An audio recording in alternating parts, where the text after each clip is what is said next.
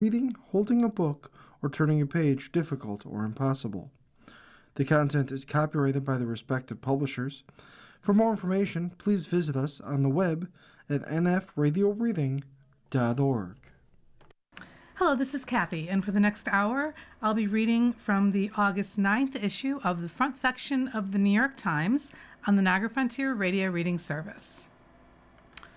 For more college graduates, moving home is a no-brainer, by Noam Scheiber. When he hadn't landed a job a few months after graduating from the University of California, Santa Cruz, 2 years ago, Tommy Balmat moved back to his childhood home in the San Francisco Bay Area. He figured looking for a job would be easier with fewer expenses to shoulder. And, perhaps no less important, he was still close with his parents, who were keen to have him back. I communicate with my parents about every thought that goes through my head, said Mr. Balmat, who majored in literature and anthropology and had hoped for a job in book publishing. They honestly really encouraged me to come back home if that's what I wanted. Mr. Balmat is hardly the only recent graduate to have accepted such an invitation lately.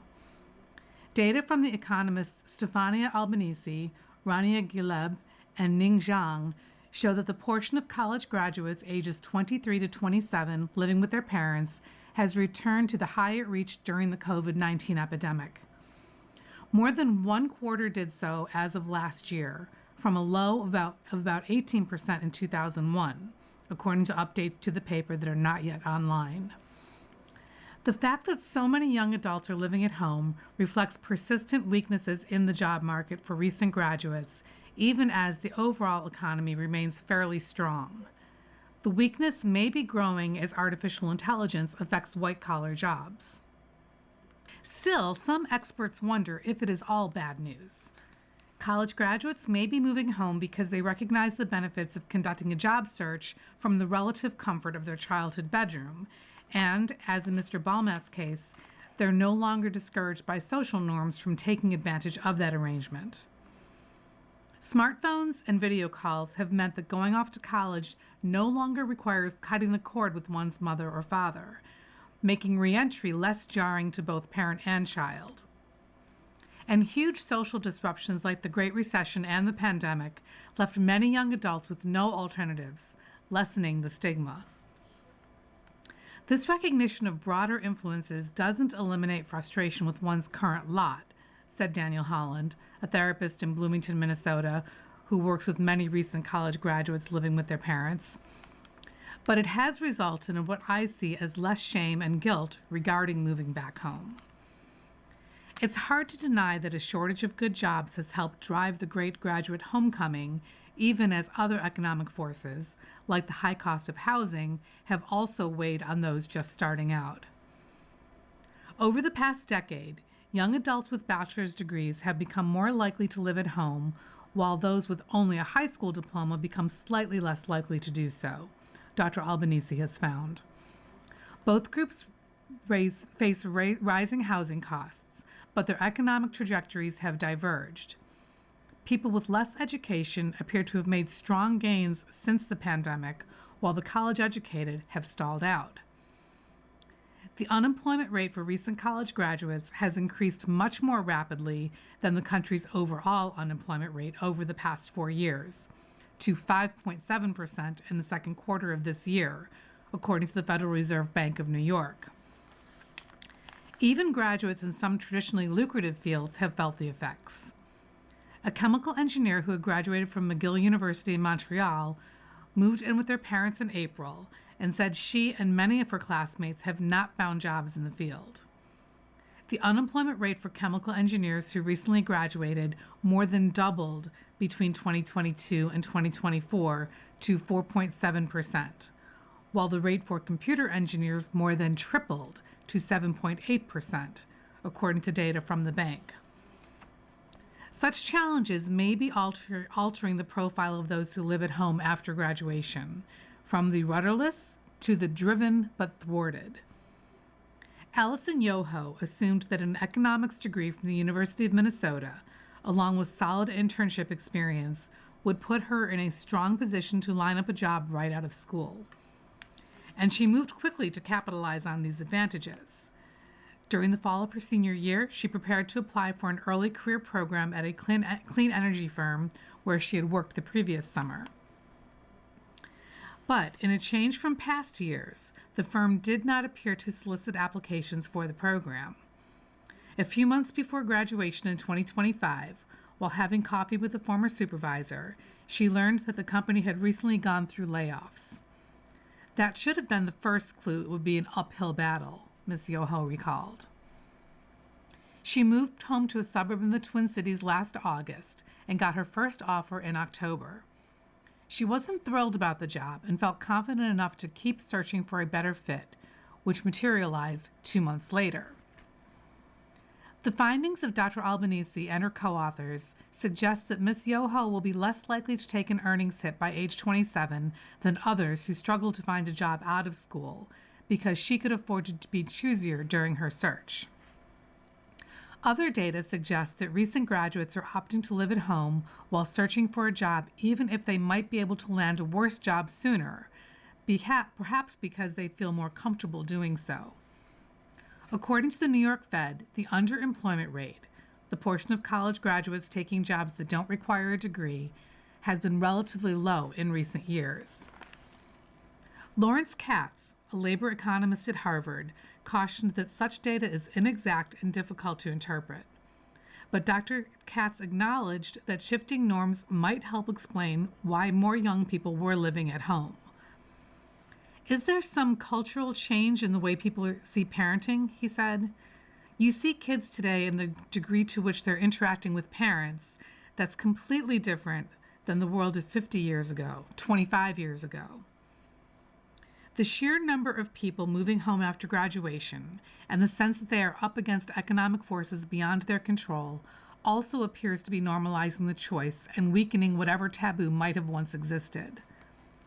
Betsy Ballmat, Tommy's mother, said she had observed fewer and fewer recent college graduates living on their own, at least in the Bay Area, where rent is especially high. I can say from my own social circle of people I work with and know that it is more common than not to have kids moving home, said Ms. Ballmat, an assistant school superintendent. When Lily Del Era moved home to Sacramento last year after graduating from the University of Washington, she found it comforting that many high school friends were in a similar position. They even began meeting on weekends for group activities, like going on a run or to the farmer's market. I don't feel bad about moving home, said Miss Del Era, who majored in oceanography and is hoping to become a veterinarian. All my other friends are doing it. The transition is rarely frictionless, of course. A recent graduate of Syracuse University said she was sharing a bunk bed with her younger sister and complained that her mother insisted on tracking her location on her phone, which made her feel like a teenager again. Mr. Ballmat said he felt a little pressure from his parents to get a lot of applications out the door, sometimes to the detriment of their quality. He was applying to jobs just to say I had done it, he recalled. But overall, the experience has been a positive one, he said, allowing him to save enough money to move in with a college friend later this month. He does not appear to have suffered much stigma from living at home, and for several months even dated a woman he had met at a cafe where he worked part-time to burn off anxious energy. We ended up bonding really hard. We're both writers, said Mr. Ballmat, who hopes to publish a novel someday. We were both really passionate about what we were doing, struggling to figure out how to turn it into money. When he invited his girlfriend over to hang out, the attention from his parents was sometimes embarrassing. They would both drop in on us as if we were watching a movie on the couch, to be like, "Can I get anybody any snacks?" But his girlfriend took it in stride. It turned out she had moved back home too. President gains loyal guardian at Justice Department by Glenn Thrush, Washington. The three lame duck Republican senators who narrowly saved Todd Blanche's confirmation as Attorney General ended up backing him because they believed he was the only person who had earned enough trust and enjoyed enough access to rein in President Trump. One issue with that calculation: Mr. Blanche is a champion of unbridled presidential power. Time and again during his turbulent nomination process, Mr. Blanche made it unmistakably clear that he believes Mr. Trump possesses a nearly limitless right to directly control the actions of the Justice Department under Article 2 of the Constitution. It is an argument that formed the foundation of his strategy as the president's criminal defense lawyer and is the lodestar of his government service. Mr. Blanche's confirmation in the pre-dawn hours on Saturday was largely symbolic. As acting attorney general, he could have served indefinitely. But it represented a powerful endorsement by Congress of the philosophy that has guided him under a meddling, demanding boss, that he has a constitutional obligation to execute every lawful White House order, even if it shutters long-standing policy and rule of law norms, or contradicts what he thinks is right. He articulated that view from the moment he took over as acting attorney general in April, telling reporters that Mr. Trump had the right and duty to order up investigations of people he targets. During his confirmation, both in public and in private conversations, Mr. Blanche sidestepped questions over whether actions Mr. Trump ordered were right, saying only that Mr. Trump had the right to do them. Barbara McQuaid, a University of Michigan Law School professor and former federal prosecutor, said this marked a major break from past administrations. Just because a president can control the Justice Department does not mean he should, she said. Since Watergate, America has prized a Justice Department that is independent from partisan politics. While Mr. Trump and allies like Mr. Blanche have repeatedly accused the Biden White House of ordering up prosecutorial hit jobs against Republicans, they have provided little evidence to support the kind of direct interventions that have become commonplace in Mr. Trump's second term. In a recent interview, former President Barack Obama said he followed a broad rule of remaining at a distance from the Justice Department to protect its independence, even though he was not legally required to do so. The White House shouldn't be able to direct the Attorney General to go around prosecuting whoever the president wants to prosecute, he said. The idea is that the Attorney General is the people's lawyer. It's not the president's consigliere. Mr. Trump has a different view. Case in point, late Monday, he browbeat Jeanine Pirro, the U.S. Attorney for the District of Columbia, for withdrawing the indictment of a man accused of defacing the reflecting pool. While the melodramatic showdown was big news, the fact that the president was issuing marching orders to a federal prosecutor was so typical under this administration, it was not noted in most of the coverage. During his confirmation hearing, Senator Chris Coons, Democrat of Delaware, asked Mr. Blanche whether the department he was running is independent from the White House. Mr. Blanche's reply, Article 11 of the Constitution gives the power of the executive to President Trump. When Mr. Coons followed up by asking if he would resign if Mr. Trump asked him to do something illegal or unethical, Mr. Blanche said, "That will never happen. But yes, if it were to happen, I'm not going to violate my oath to the Constitution." Mr. Blanche shares Mr. Trump's view that the landmark 2024 Supreme Court ruling that granted Mr. Trump sweeping immunity from prosecution represents a broader endorsement of expanded presidential authority. Todd Blanche has lived firsthand the expansion of executive power by the Supreme Court and Trump, said John P. Fishwick, Jr., who served as U.S. Attorney for the Western District of Virginia under Mr. Obama. Look for DOJ to aggressively protect this muscular executive power. While many Republicans raised questions about Mr. Blanche's actions and even his independence during his confirmation, few were willing to withhold or even leverage their votes to challenge the boss-employee dynamic that Mr. Trump has opposed on this department. Ultimately, decisions are made by the president, said Senator Bill Cassidy, Republican of Louisiana, who announced in a floor speech Friday that he would deliver the decisive vote for Mr. Blanche's confirmation. The advisor Mr. Cassidy consulted before making up his mind was notable.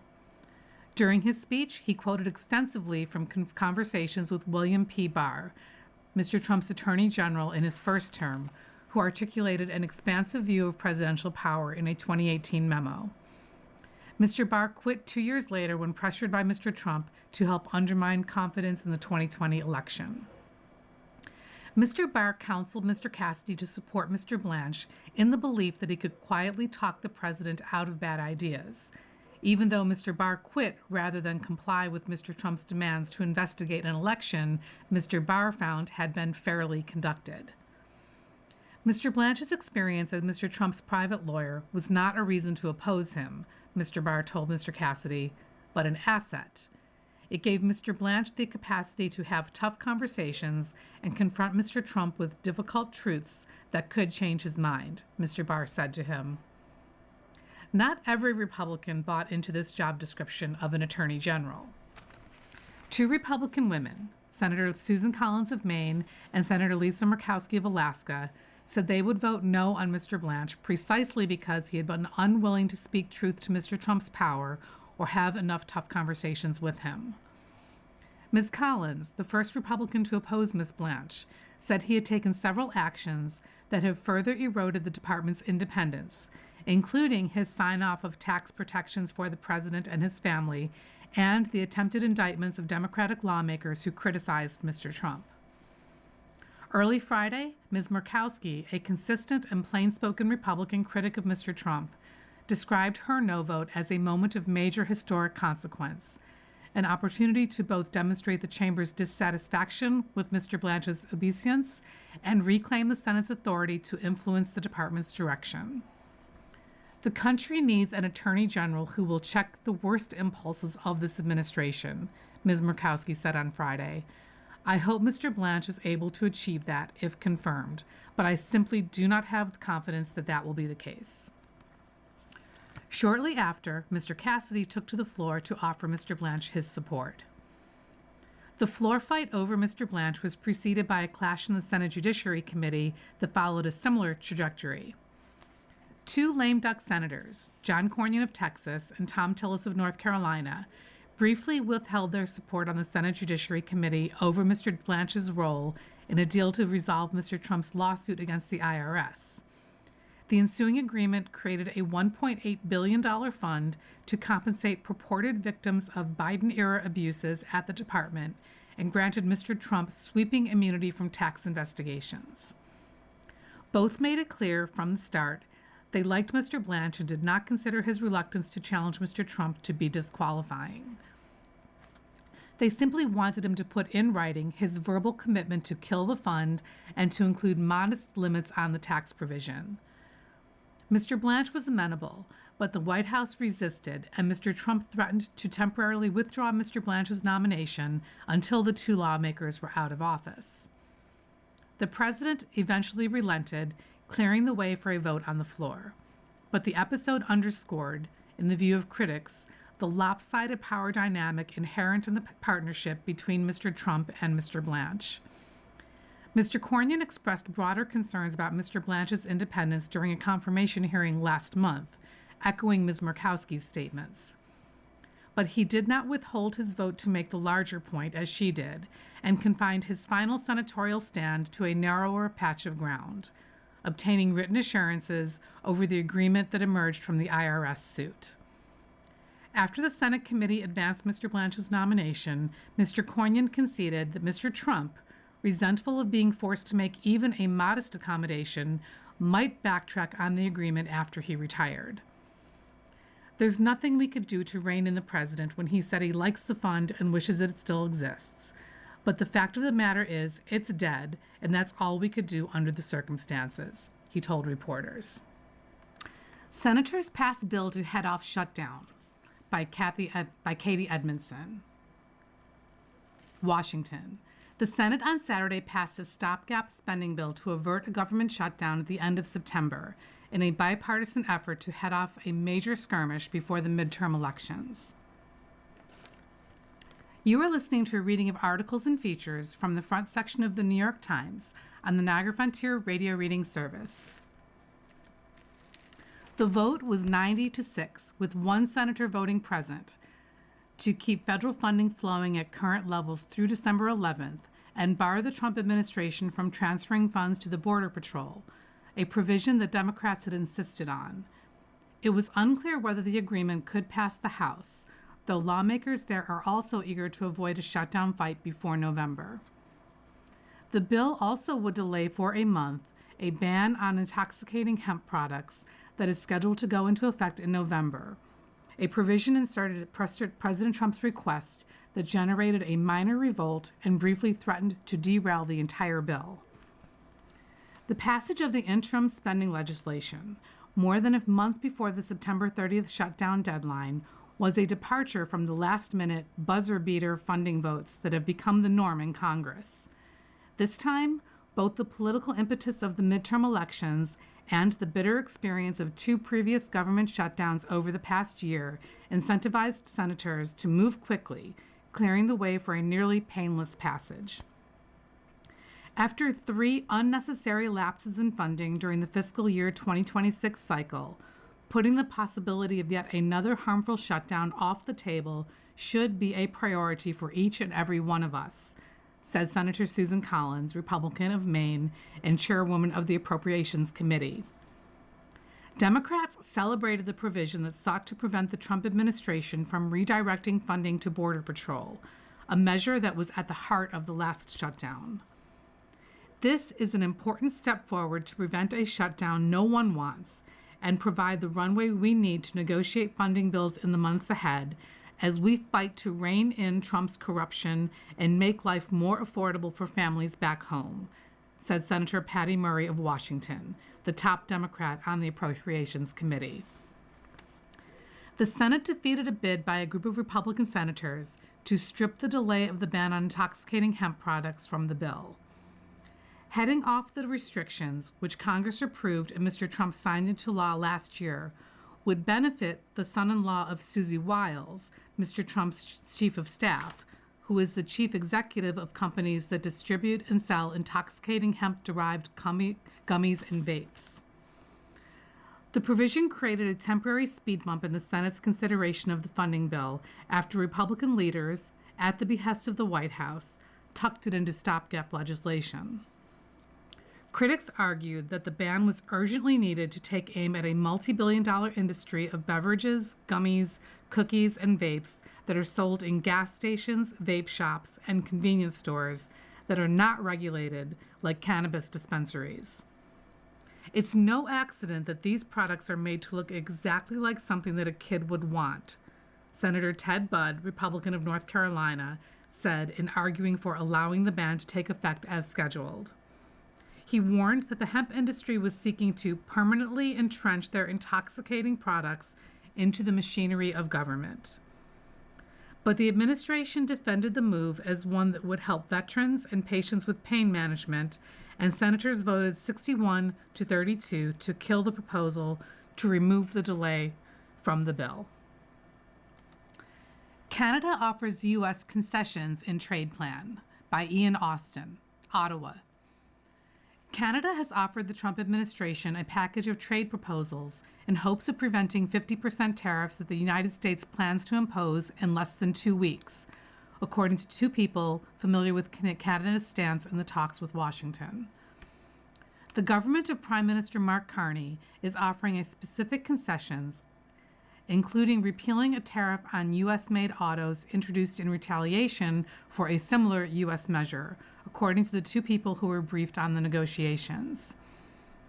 The Canadian government hopes to significantly lower current tariffs and has stressed that it will not agree to a piecemeal arrangement, according to the 2 people who asked not to be named discussing confidential matters. Speaking to reporters in Quebec on Thursday, Mr. Carney ruled out doing deals just on specific irritants. "We're not interested in a very targeted deal," he said. "We're interested in a more comprehensive deal, more global deal."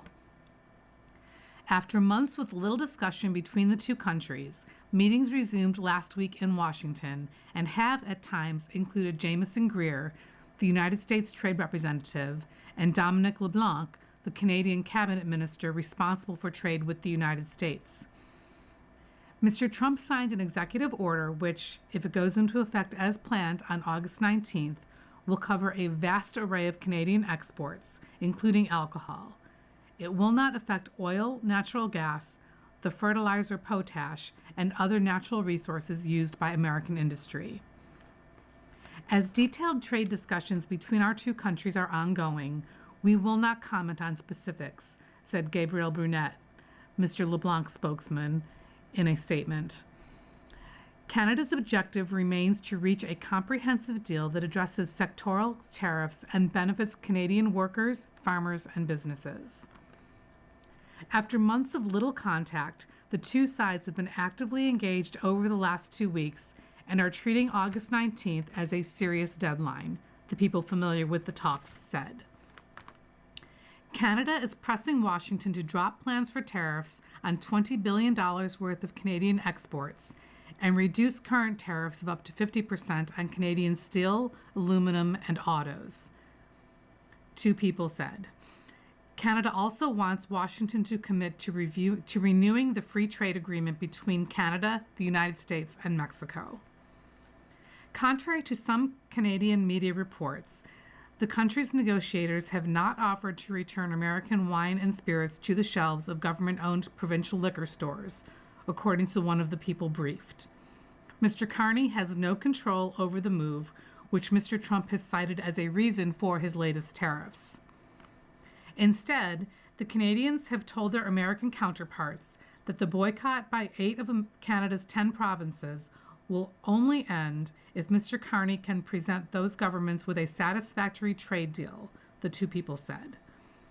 That condition has also been attached to resolving American complaints that the provinces discriminate against U.S. companies when awarding contracts. Canada will not sign any agreement that doesn't address tariffs on the car industry, a major employer in Ontario, the most populous province, one of the people said. The Canadian package includes measures to ensure the supply of critical minerals from Canada to the United States, as well as cooperation on energy and defense, one of the people briefed said. The latter may include Canadian participation in Mr. Trump's proposed Golden Dome missile defense system. Canada is also willing to discuss how it allocates quotas that allow American farmers and dairies to ship duty-free to Canada, another of Mr. Trump's recent complaints, according to one of the people. The package of proposals is broadly similar to one Canada presented last October, according to one of the people familiar with the talks. The United States withdrew from negotiations after Ontario aired ads on American television featuring clips of President Ronald Reagan denouncing tariffs. Canada is looking for a political agreement rather than a formal trade treaty with the U.S. administration, one of the people said. Not only would that not require congressional approval, he said, but it would be much easier to amend under a future administration. Boorish yet beloved. Is a roadside relic worth saving? By Eduardo Medina, Dillon, South Carolina. On a long, long highway, right where one land turns into another, a place called South of the Border has welcomed weary travelers for generations, beckoning them with a towering neon-lit sombrero. Underneath its brim, cheap motel rooms and restaurants serving burritos, tacos, and margaritas. The border in question is the one between North and South Carolina, and the approximation of Mexican culture that the rest stop offers has the feel of a Speedy Gonzales cartoon, or if Willy Wonka decorated for Cinco de Mayo. What is this place? Steve Crenshaw recalled asking his friend in the 1970s when he first visited. Now he was there again, lured by nostalgia. Indeed, South of the Border in Dillon, South Carolina, is a relic of American road travel, echoing mid-century highway oddities like Wall Drug in South Dakota and the world's largest of just about anything across the Midwest. It harks back to a different time in the South, before the region diversified and exploded in growth. Now, authentic Latin American spots abound, as do popular chains like Buc-ee's and Wawa, adding to the many challenges for the aging attraction. And at a time when the country is mired in debates over immigration and identity, the kitschy Mexican aesthetic that South of the Border embraced in its early years feels culturally fraught. The business challenges have recently taken on more urgency for the owner, Ryan Schaefer. He has offers to sell the entire place and spare him the headaches from people who ridicule it online as a haunting past that stays frozen in time. But then he considers his grandfather, Alan, who opened the rest stop in 1949 and died in 2001. Some days I want to cash out, go live on a beach in Mexico and open something small out there, said Mr. Schaefer, 49. But it's also kind of a family member. You're supposed to take care of it. You're supposed to honor it. South of the border, which spans more than 200 acres, does not fit neatly into one motif. There's Pedro, the stereotypical mustachioed mascot, peppered all over the place. Pedro statues, Pedro bags, Pedro Taco Tuesday, t-shirts, Pedro baseballs. But there are also sculptures of dinosaurs and sombreros, a fireworks store, a motocross training facility, and enough alligators in a reptile exhibit to impress Floridian visitors. Is the owner Mexican? No. Was the attraction built for fans of Disney World on their way to Orlando? It predates that theme park, as well as construction of I-95. You are listening to a reading of articles and features from the front section of the New York Times on the Niagara Frontier Radio Reading Service. It's like a Mexican wonderland, Vincent Toigo, 27, who is of Portuguese descent, told his family as they perused Pedro's Mexico shop, spotting a Dia de Muertos art. His grandmother visited in the 1950s. His mother, Margaret, first visited in the 80s when she said it was more run down. Did her children think that description held up? That's part of it, said her daughter, Mercedes Toigo, 29, who derided Buc-ee's as too cookie-cutter. This has character. Mr. Schaefer believes that character is worth preserving, but it is getting harder. At one point, south of the border's restaurant division alone had 350 employees. Today, the entire business has about 180, and Mr. Schaefer has struggled to find workers. One of the restaurants, the Hot Tamale, burned down in April and will not be rebuilt. The attraction is also downsized, recently dropping its small theme park. About 30 acres of the complex are listed for sale for $2.85 million. Online, some falsely claim that the alligators are fake or that room 305 in the motel is haunted. Some of our businesses I understand very well and don't mind running them, Mr. Schaefer said. Others, he added, might as well have instructions in another language. South of the border opened at a time when North Carolina banned selling beer in stores. Mr. Schaefer's grandfather believed a beer stand right below the state line would do well. Business boomed. Over time, he introduced food and lodging and adopted the Mexican theme.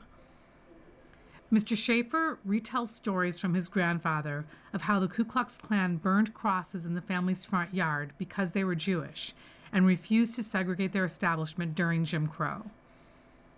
Alan met the Klansmen armed with a rifle and told them to go away, Alan Schaefer's niece wrote in an essay.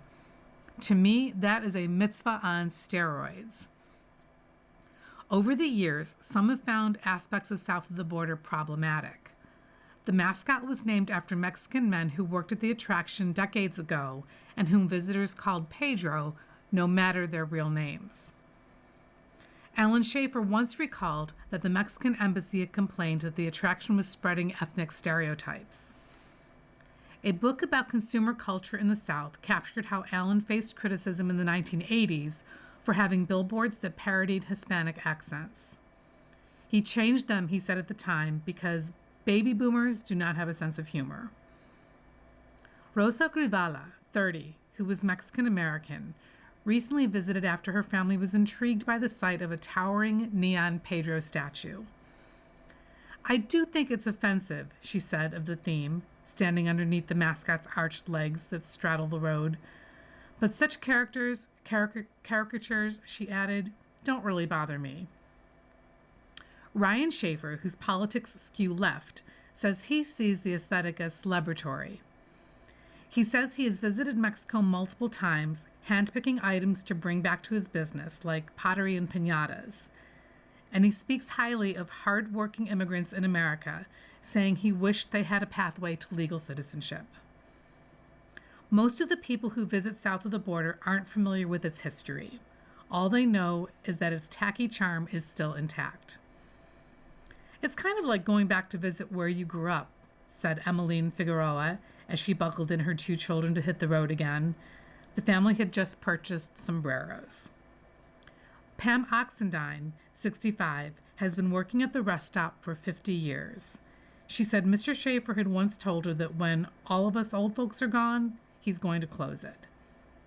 Lots of things change, she said, opening an old brochure that included a photo of Mr. Schaefer as a boy with his family, but we're still holding on. Earlier this summer, as Claudia Gray was traveling from Connecticut to Florida along I-95, she told her husband about a strange pit shop she had visited decades ago featuring dozens of odd billboards. Suddenly, they spotted one such billboard declaring, "You never sausage a place."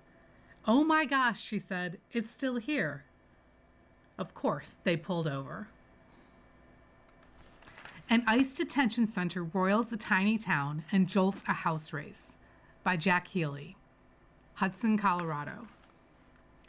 After the Pledge of Allegiance and a discussion of food truck regulations, the town councilors in Hudson, Colorado reached the hard part of their weekly meeting. Getting yelled at by dozens of protesters, furious about an immigration detention center set to open in an empty prison on the edge of town. "You're Nazis!" Several members of the crowd shouted, waving anti-ICE posters. "Shame! Shame!" The protesters had driven from blue cities along Colorado's Front Range to fill the town hall in Hudson, a town of 1,600 with one stoplight and no grocery store that sits in a sea of farmland and oil and gas operations in northern Colorado. It is just a 45-minute drive from Denver, but in a different political universe, where residents voted overwhelmingly for President Trump. Until recently, Hudson was mostly known as a speed trap, but the arrival of an immigration and customs enforcement facility has plunged the town into one of the country's most divisive debates and jolted the re-election campaign of one of the most vulnerable Republicans in Congress. The detention center will sit along the border of Colorado's 8th Congressional District, a heavily Latino district served by Representative Gabe Evans, a Trump stalwart who ousted a Democrat 2 years ago. Now Democrats are hoping they can capitalize on growing anger over the high cost of living and Mr. Trump's deportation campaign to retake the district and reclaim control of Congress. Mr. Evans has expressed support for immigration detention centers, while his Democratic challenger, Manny Rutinel, a progressive state lawmaker, is campaigning on a pledge to stop ICE from terrorizing our communities. When it opens, as early as next month, the Bighorn Detention Center in Hudson could vastly expand immigration enforcement in a corner of Colorado where immigrants from across the world work in meatpacking plants and fields. It would nearly double Colorado's immigrant detention capacity, and opponents say it would sow fear across the plains. Diana and Ernesto Cruz, who live in nearby Fort Lupton, voted Republican in 2024 after being fed up with inflation and scenes of chaos along the southern border during the Biden administration. But they said Mr. Trump's immigration crackdown had gone too far, and they did not want an ICE detention center down the road. They are planning to vote for Mr. Rutinel in November. "There are more important things," Mr. Cruz said on Wednesday as he parked his big rig truck outside the couple's American flag-draped home. Late last year, protesters rallied outside Mr. Evans' district office in Greeley to urge him not to support the detention center. A spokeswoman for Mr. Evans declined a request to discuss the issue. Conservatives in Mr. Evans' district said they welcomed the prospect of more immigration enforcement in Colorado, a Democratic-led state that the Trump administration has attacked for its sanctuary policies. They've also argued that the detention center would create jobs and revive a prison that has sat empty for more than a decade. "It's just sitting there," said Denise Geddes, a nurse's aide in Fort Lupton, who described herself as big-time MAGA. Unauthorized immigrants, she said, are taking over the system. We're going to scoop your butt up, she continued. The GEO Group, one of the country's largest private prison companies, has a $529 million contract to run the facility and is already advertising for security officers starting at $35 an hour and other support staff. On Wednesday, a few pickup trucks came and went from the property, but there was no sign that any detainees had arrived. Neither the GEO Group nor ICE responded to questions for comment. Hudson's leaders insist they are powerless to stop the center. Bryce Lang, the town manager, said the prison had been approved by town voters years ago and that it still had a certificate of occupancy, even though it has sat empty for more than a decade. We're very limited in our abilities to do anything, Mr. Lang said. It's already built. The prison building is owned by Highlands REIT, a Chicago-based real estate investment trust, which did not respond to requests for comment. The town's inaction has only fueled protesters' frustration. Opponents of the prison sued Hudson last month, arguing the building size is not zoned for an immigration detention center. The suit says the facility could strain Hudson's water systems, roads, and emergency services by housing as many as 1,200 detainees in a remote facility 12 miles from the nearest hospital. The town has thrown up its hands and claimed it does not have the authority to act. That is a lie, said David Seligman, executive director of the progressive legal nonprofit Towards Justice, which sued Hudson on behalf of a faith group and a neighbor near the facility. Dozens of protesters regularly flock to Hudson to march through the streets and demonstrate in the dusty field outside Town Hall. Thousands of people have deluged the town with angry written comments. "It's against every fiber of my being," said Barbara Mills Bria, a retired engineer who drove from suburban Houston to Hudson with two friends to attend a raucous council meeting on Wednesday. A brass band strutted through a quiet neighborhood as organizers handed out leaflets opposing the detention center, prompting pickup trucks stuck behind the procession to honk in frustration. Chesney Baldwin, a college student who lives in Hudson, was puzzled as he watched the marchers go by. "Everyone here likes ICE," he said. "This isn't Denver." Some residents and town leaders are tired of the scrutiny and say their normally staid town meetings have been hijacked by outsiders. 5 police officers were searching bags and providing security at a council meeting on Wednesday as dozens of demonstrators waited to make statements opposing the detention center. "These people don't pay taxes here," Tracy Treverton, a Hudson resident, said as she stood in the entryway to Town Hall. "We can't even get in here and conduct our own business. It's tearing our town apart." Protesters, in turn, have accused Hudson of trying to stifle open debate by limiting public comments. The meeting last week grew so heated that the mayor abruptly adjourned it, prompting even more outrage. Kerry Shackley, a longtime resident and member of Hudson's Planning Commission, walked away shaking his head. He said he opposed the detention center, which he characterized as a travesty, but he also felt for the besieged town government. "They've been through the ringer," he said. "I ran for council. Thank God I lost. I didn't need to sit through all of this." You are listening to a reading of articles and features from the front section of the New York Times on the Niagara Frontier Radio Reading Service. Even with a new lead investor, Live Golf is facing a very fluid future. By Ian O'Connor, The Athletic. Bedminster, New Jersey.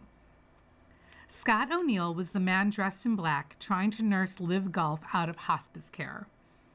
He was walking and talking last week about this Hail Mary he launched 70 miles north of Philadelphia, where his sporting life just came full circle.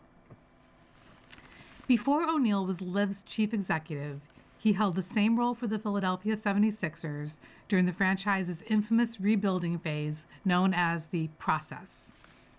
Before that, he was the president of Madison Square Garden, who, on behalf of the New York Knicks in 2010, personally recruited a free agent named LeBron James, who is now teaming in Philadelphia with the last active remnant of the process, Joel Embiid.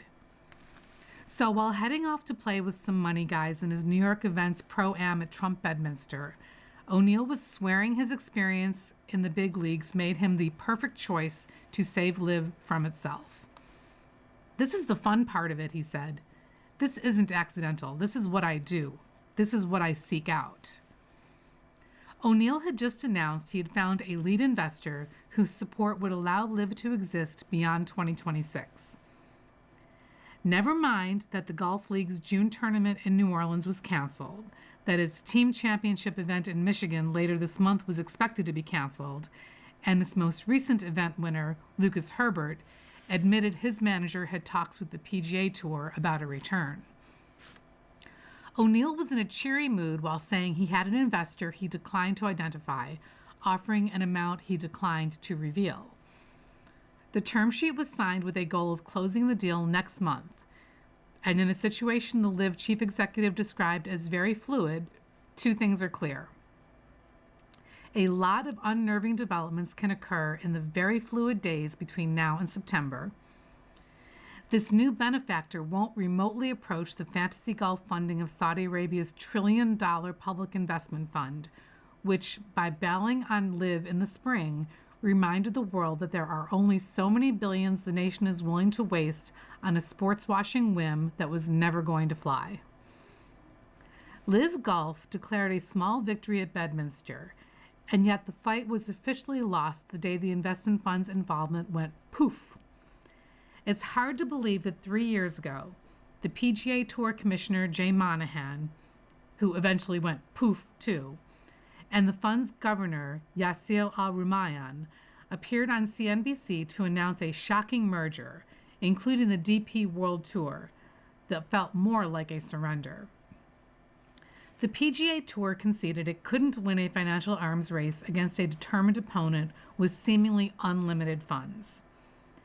After shamelessly weaponizing the grief of 911 families, Monahan showed the tour's real issue with LIV.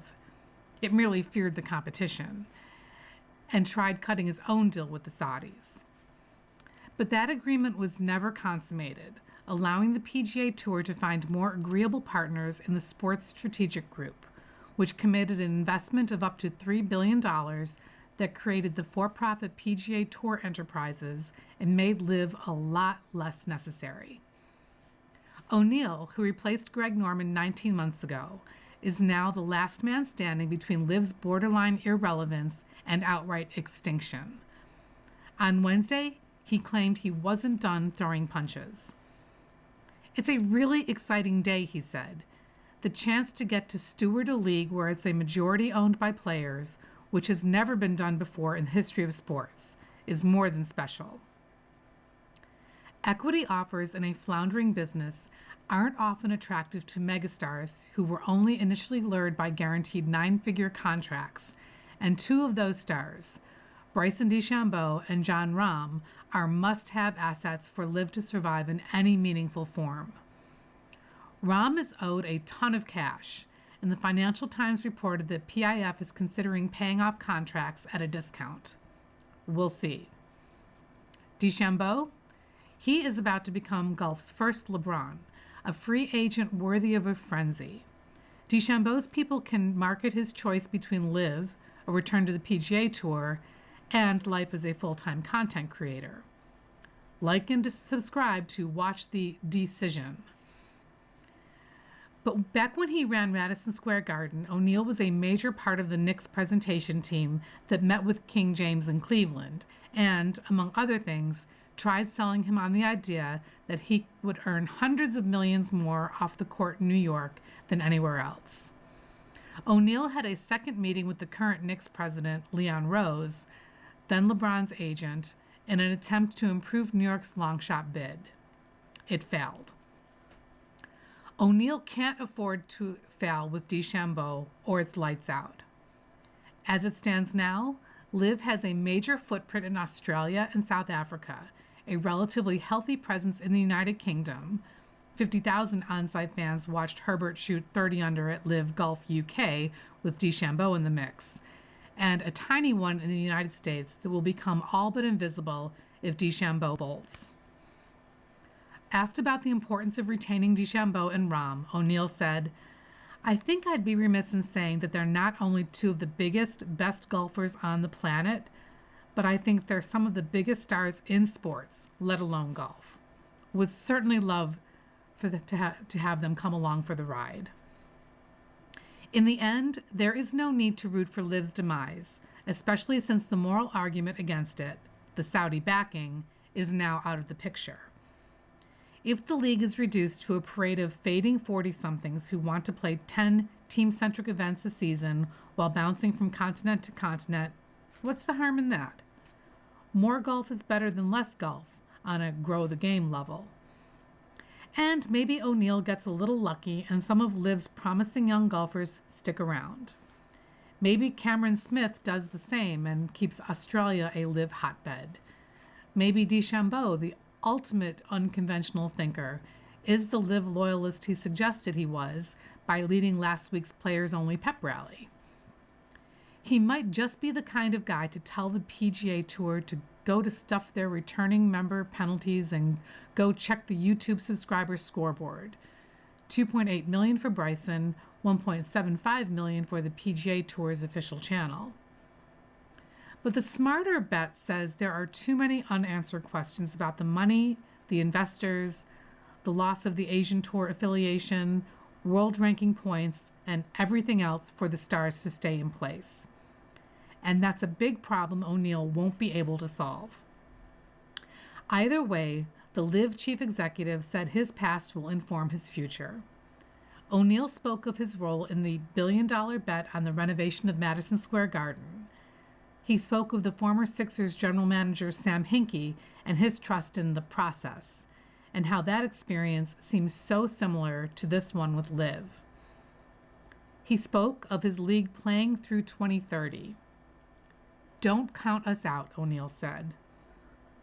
The facts make it awfully hard not to. Experts say symptoms of cyclospora can return even after treatment. By Caroline Hopkins-Lugsbosky and Danny Bloom.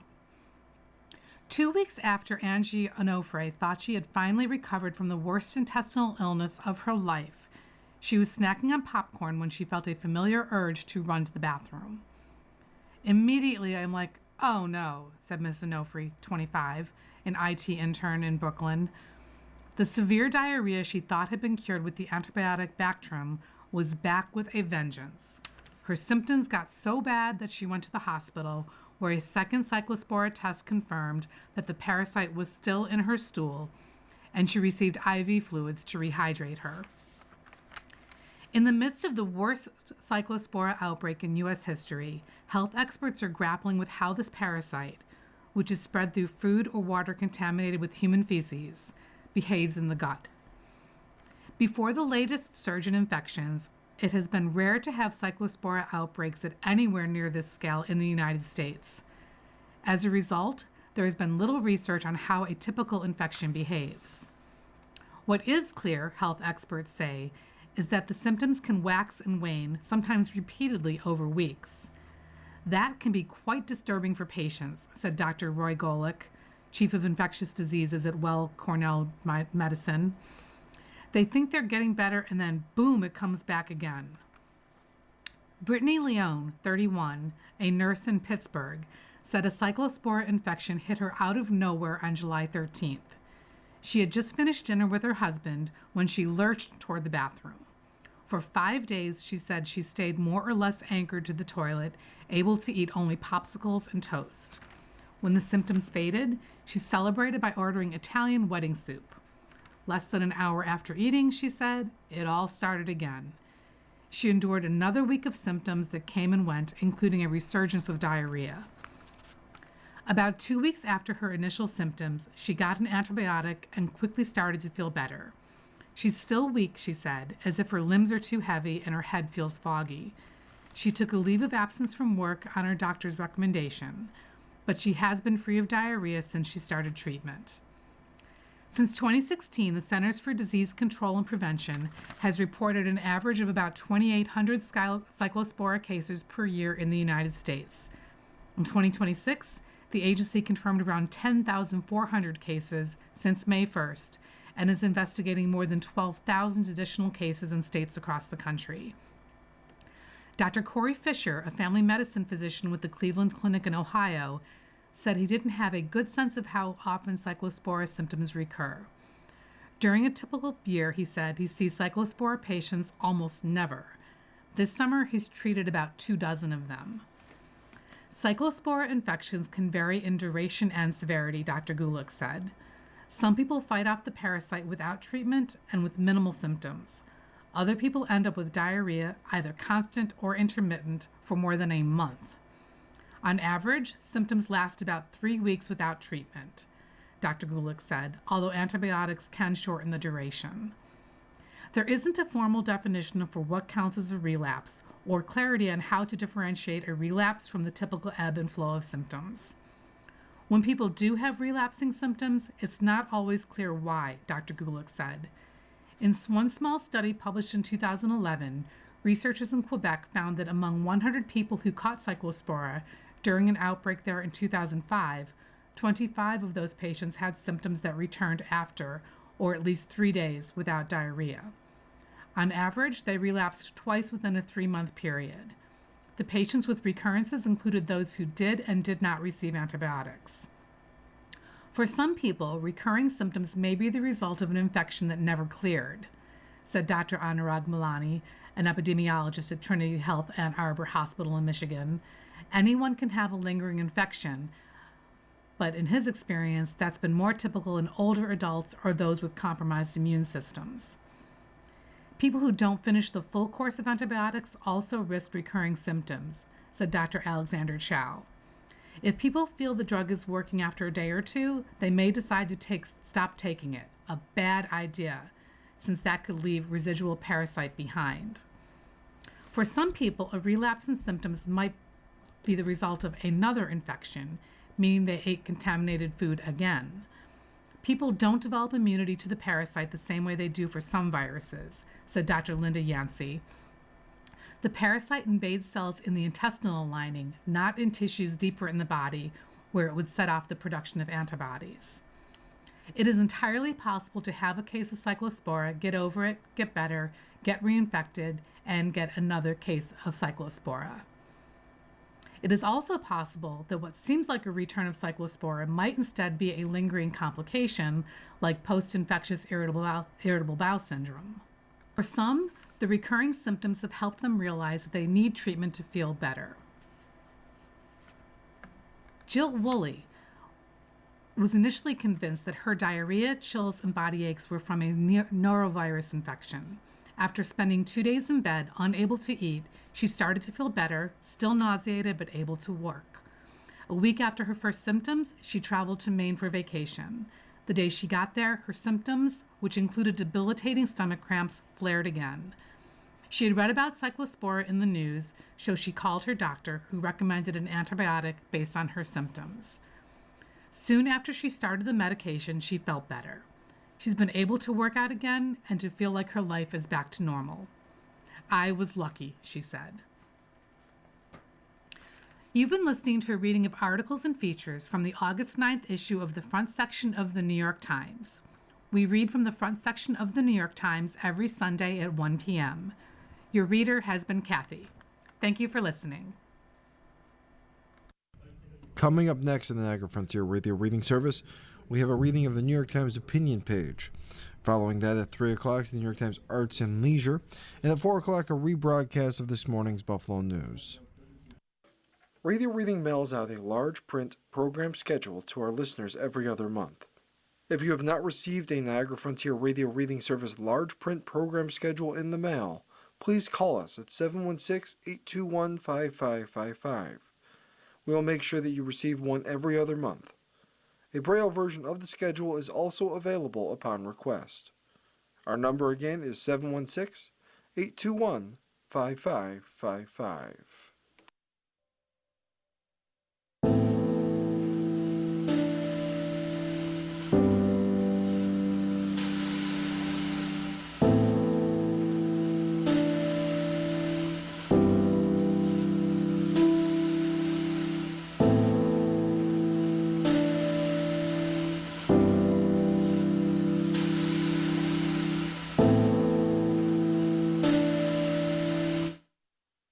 The following program is intended for listeners who are blind, have low vision, or have another print disability, which